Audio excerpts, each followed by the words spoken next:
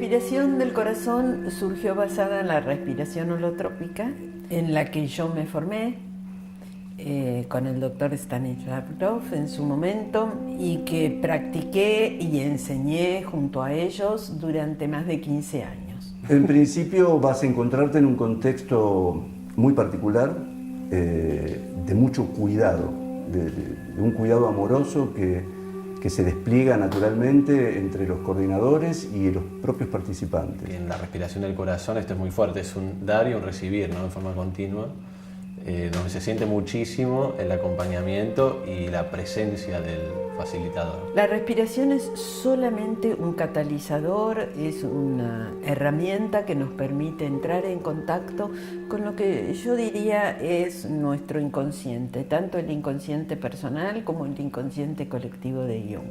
Es por eso que algunas personas lo buscan como un camino de crecimiento personal, como un camino terapéutico, de transformación interior, y otras como una búsqueda espiritual. Una respiración que tiende a ser en la zona del corazón, y la apertura de la zona del corazón, de las corazas que tenemos en la zona del corazón, suele abrir todo el proceso. Muchas veces las personas, cuando no quieren hacer contacto inconscientemente con sus contenidos emocionales conflictivos, lo que hacen es cerrar esta zona del pecho, respirar muy cortito y no hacer contacto con las emociones. Respirar amplio, profundo, completo, inevitablemente lleva a hacer contacto con las emociones contenidas y con lo bloqueado en el inconsciente. Cada taller es una experiencia nueva. Nunca los talleres son iguales, nunca las reacciones son iguales y nunca los trabajos son iguales. Se trabaja en profundidad y saca cosas que uno solo a conciencia no las puede sacar. Una cosa es la teoría, una cosa es lo que uno pueda llegar a leer, porque hay mucho para leer, pero pasar por la experiencia, por una experiencia tan intensa, es diferente. O sea, actúa no por un lado ni psicológico, ni mental, ni lógico, digamos, entra por otro lado. Y eso ya es garantía de que uno está entrando, está abriendo puertas en lugares en los cuales vale la pena entrar, que es uno mismo. Es muy particular cada encuentro y no siempre es todo lindo, ¿no? Pero es muy humano. Y lo lindo es como poder sentir que hay un cambio de sábado a domingo, como de una totalidad que se completa y que algo realmente se transforma. Esas experiencias repetidas me abrieron un camino mágico, infinito, una libertad, o sea, es la libertad de emprender lo que sea, de hacer lo que sea, sin sentir ni presión ni juzgarme a mí mismo, o sea, es asombroso el cambio. Es increíble, pero lo que ocurre en tu respiración repercute directamente en tu vida cotidiana. No sabemos muy bien cuál es la explicación. Esto no es una técnica que apunte a la comprensión intelectual de lo que ocurre, sino que sabemos claramente que cuando se manifiesta esta inteligencia inconsciente, que nosotros llamamos sanador interior, y trae una experiencia, y esa experiencia es tramitada en la propia respiración, luego genera cambios en la vida de las personas que son verdaderamente significativos. Se me fue un dolor que yo llevaba fácil 20 años. Una contractura que tenía acá sobre el omóplato izquierdo, que iba y venía, ¿no? En situaciones de estrés, como que se agudizaba, pero yo siempre sentía que tenía como una piedrita acá. Y después de esa experiencia, se fue. Hay un concepto muy importante que viene del doctor Grof, que es el de sanador interior, y que significa que el que dirige la experiencia es el sanador interior.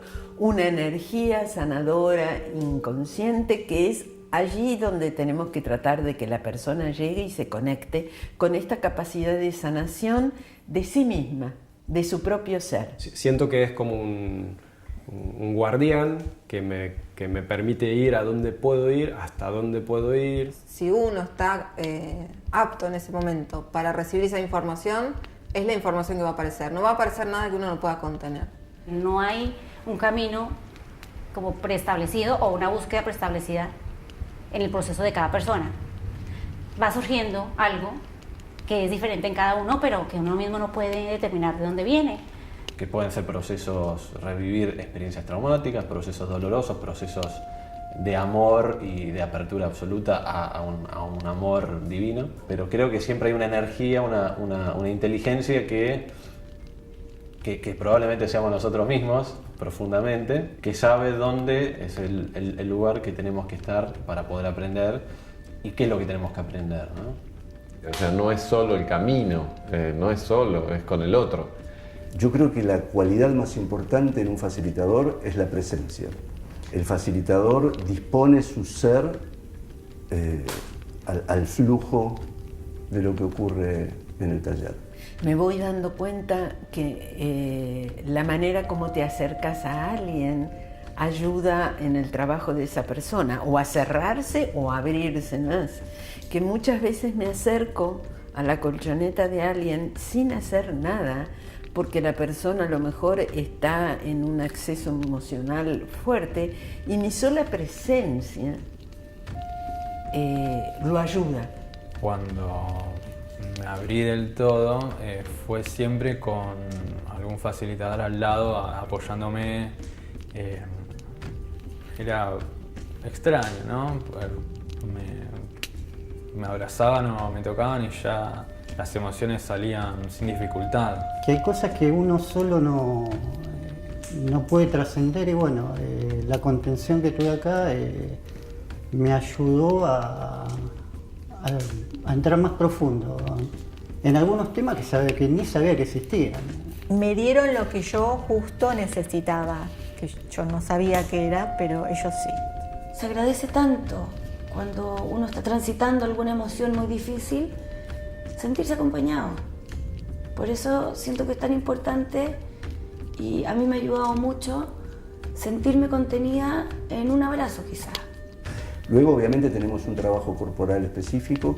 Nosotros tenemos el criterio homeopático, es decir, el síntoma es el comienzo del proceso de sanación, de manera que cuando aparece un síntoma lo que buscamos es amplificarlo para que se pueda expresar lo que está oculto y entonces liberarse. Me duele acá, y ellos, bueno, mediante masajes y con sus manos mágicas desbloquearon. Me ayudaron a desbloquear y lo que me estaba sucediendo era que había una emoción que estaba ahí en el cuerpo, alojada y que tenía que salir. Al principio, mis primeras sesiones eran todas de mucho dolor físico.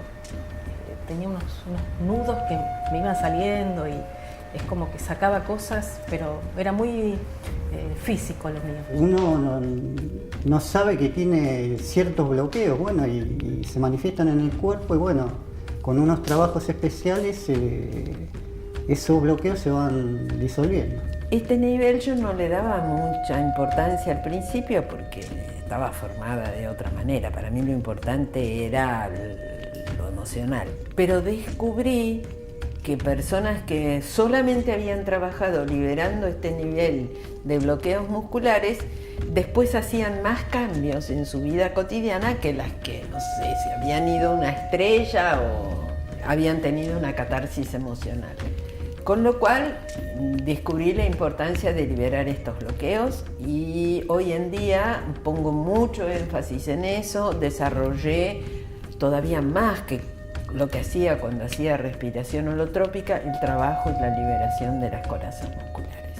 No necesariamente uno tiene que entender eso que está pasando o tener presente eso que está pasando, sino que al identificar un dolor en el hombro, ese dolor en el hombro y actuar sobre eso alivia el peso que yo estoy llevando en el hombro, digamos, en las circunstancias de la vida. Después también uno se puede conectar con emociones bloqueadas o reprimidas o simplemente con emociones, muchas que necesitan ser liberadas, con episodios de la vida de uno que no es recordarlos, sino realmente revivirlos.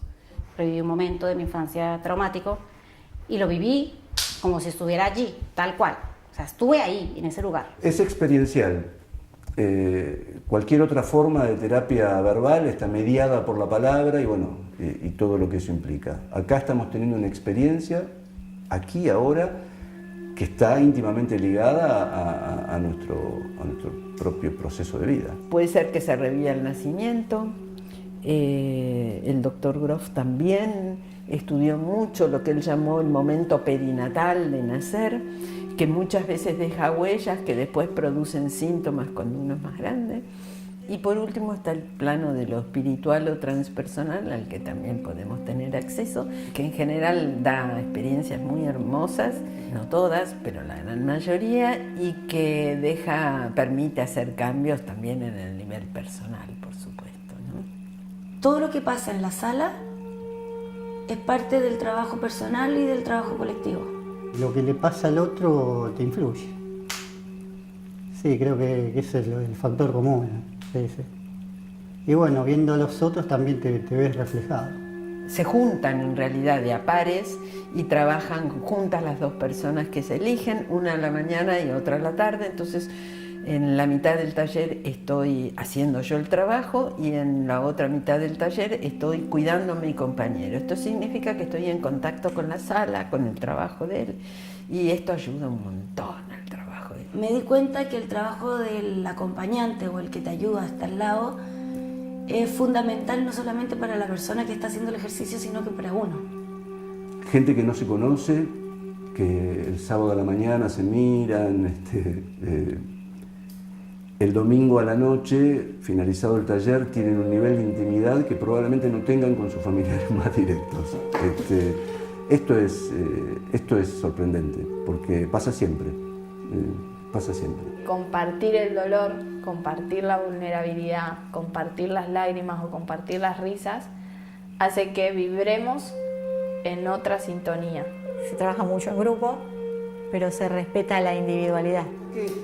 El taller en sí mismo es un proceso que se cierra y como tal vale como una experiencia. Pero evidentemente si ese proceso entra en un proceso mayor, que tiene que ver con la continuidad, se transforma así en un formato terapéutico. En el caso de la terapia es importante estar acompañados a posteriori del taller también. No nos peleamos con la palabra, está bueno trabajar con el material que surgió, integrar, comprender en niveles más profundos. Hay un trabajo largo de irse como entrando en este ejercicio. Yo siento que con la primera fue un puntapié inicial de un largo camino. Primero darse cuenta es muy fuerte y después es un aprendizaje que creo que dura toda la vida. Es una experiencia fuera de lo convencional, esto que te decía, o sea, no es que vas por la calle y esas cosas te pasan. Todo el mundo le tiene miedo a lo desconocido. Es como imposible no estar nervioso o no temer a lo que pueda llegar a pasar. Pero que estamos todos en la búsqueda, ¿no? de estar mejor. También eso es muy sano, venir todo un fin de semana, es como un retiro espiritual de alguna forma, uno se conecta con uno todo el día y es una manera de entrar en eso, ¿no? Realmente esta es una técnica para aquellos que tienen un verdadero compromiso con su transformación interior.